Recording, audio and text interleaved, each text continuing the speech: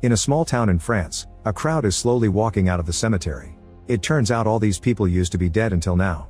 The locals watch them in shock, not understanding what's happening. The crowd never continues to grow larger by the second, so the town council arranges a meeting to discuss the situation. The mayor reveals that dead people are coming back to life in every country, yet nobody has found an explanation for this phenomenon. It's been estimated that 70 million people have been revived around the whole world. In this little town, the resurrections lasted for a little over 2 hours, ending with almost 13,000 returned that are now wandering through the streets. By checking the cemetery register, the council learns that the revived crowd is formed by people who died in the past 10 years. There are both men and women and people of all ages, but more than 65% of them are over 60 years old. The only thing they all have in common is their health. Their bodies are in a perfect state and any pre-death sickness is gone. To keep such a huge crowd off the streets, the mayor decides to transform the local community center and the warehouses into shelters for the returned. It is important to keep them together in one place so they can identify them and send them back to their families. Since they are in perfect health, they're normal citizens again with all the corresponding rights. The council theorizes this whole process will take from 3 to 6 months to finish. The police and the army immediately begin getting the facilities ready for all the returned, who will arranged by gender and age. They must follow the UN's guidelines, which are very similar to refugee assistance. One of the revived is quickly recognized as the mayor's wife Martha.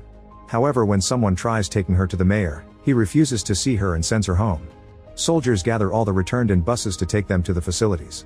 They must constantly stop them from wandering away and get them back in line. Council member Isham and his wife Veronique soon come to a shelter looking for their 6-year-old son Sylvain, who died a few years ago.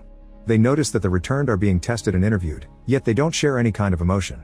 It seems they are always staring into the distance in silence and only speak if someone talks to them first. There's a mother who is presented with her revived baby and the shock leaves her frozen, so a nurse tells her she can take the kid home now or leave him in there until she's ready. Isham and Veronique show a picture of their son to a soldier. When he finally brings Sylvain over, the couple is shocked to see he hasn't aged a day. They're also told he can stay here until they're ready and visit him as often as they want. Later at the mayor's house, he finally reunites with his wife. Martha welcomes him home and comments on little things like him being late or looking tired. She even touches his face, acting as if she never left. Meanwhile, Rachel keeps avoiding the facilities and is creeped out by the return she sees on the streets. At home, she keeps wondering how to deal with this situation. Her husband Mathieu died in a car crash 2 years ago, however she's already grieved him and moved on. Bringing him into her life again could possibly feel like she was regressing. At the shelter dorms, Mathieu won't go to sleep and the nurses have to remind him to do so. Sometime later at work, Isham points out Rachel has been avoiding him, but she just makes up a bunch of excuses while feeling uncomfortable by a returned working at the cafeteria. Isham shares details about his time visiting Sylvain and how happy he is to see him play again as if he was never dead. He also asks Rachel about her husband, but she quickly changes the subject. A few days later, the town council holds a new meeting to discuss the issues that are arising because of the returned. They're facing a potential housing problem, not to mention unemployment. Even if they could find positions for all of them, the returned are slow and don't communicate well, so there's no guarantee they could keep that job in the first place. The way the returned function is quite peculiar since sometimes they suffer from effects similar to the symptoms of a concussion, like disorientation and sleep disturbance. However, their motor functions work just fine. All these symptoms come and go, almost as if they were in a latent period. The doctors have also noticed that getting a job allows the state of the returned to progress and get healthier, so even if the reintegration project is putting a toll on the council's budget, canceling it would bring worse consequences. In the meantime, Mathieu is working as an architect again, but the issues soon appear as the council predicted. He is very slow, lethargic, and only speaks when someone else talks to him first. During meetings, his slow speech makes it hard for the others to know when he's done talking. Although Mathieu is already part of the town life, thanks to his job, Rachel hasn't tried to contact him yet and he sometimes watches her through the window. One afternoon, Rachel sees Sylvain standing in a bush while staring at nothing, which creeps her out. Veronique quickly arrives to retrieve her son and sends him back to playing with other kids in the park. While Veronique watches him, Isham arrives and mentions they should bring Sylvain to live with them already. However, Veronique feels uncomfortable and announces she's going home, saying she's tired as an excuse. Isham brings their dog to play with Sylvain and notices how the animal would bark at the elderly returned. Sometime later, the council discusses a new issue. The elderly returned wander off a lot and it's hard to keep them in the facilities or in their homes, no matter if it's night or day. They're not very aware of their surroundings, so a simple walk is dangerous for them.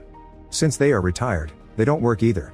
Experts theorize they may be looking for a familiar place, or it could just be a response caused by the trauma of dying.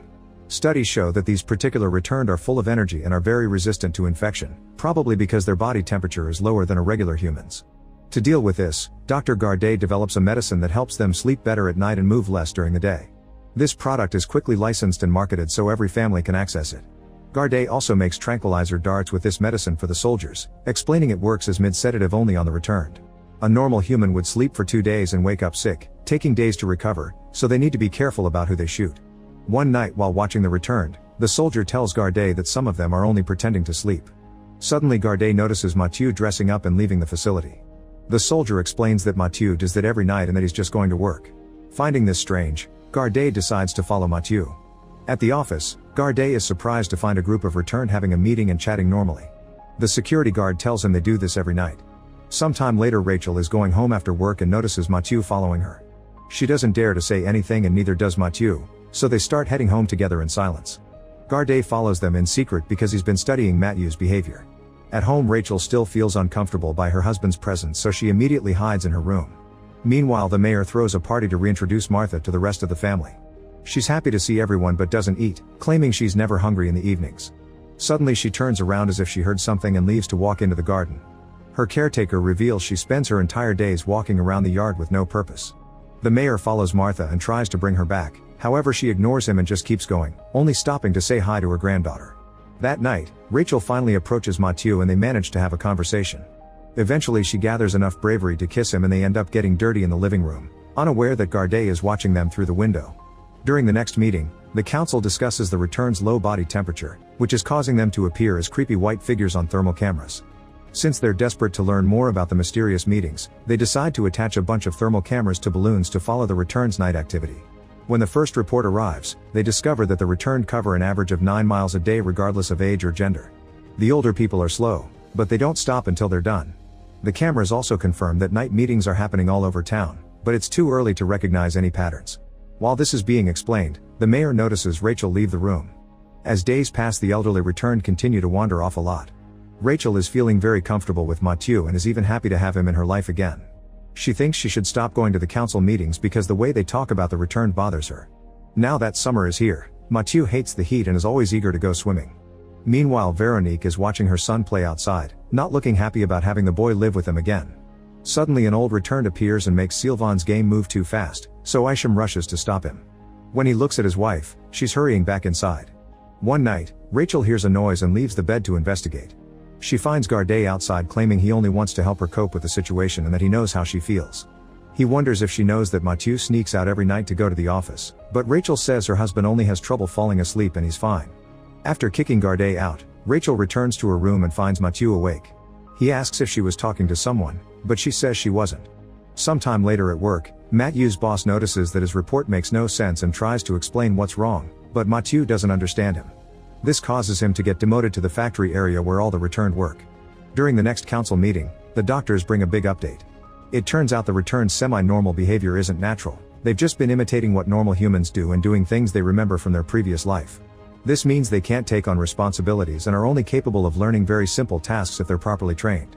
They'll have to decide if the returned must be taken out of society or if they can find a very specific niche for them. A few nights later, Mathieu wakes up and leaves the house without Rachel noticing. Garday follows him and this time he gets close enough to the night meeting. The returned are all talking at the same time, discussing routes to take while pointing at maps. At the same time Sylvain has been banging on the front door for an hour, desperate to leave the apartment.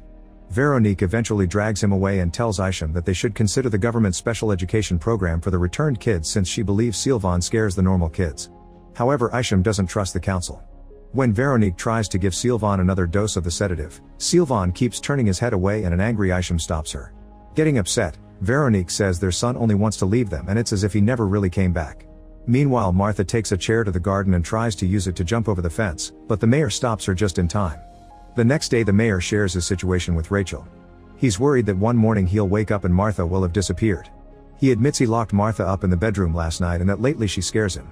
Rachel refuses to talk and when the mayor asks her about Mathieu, she walks away.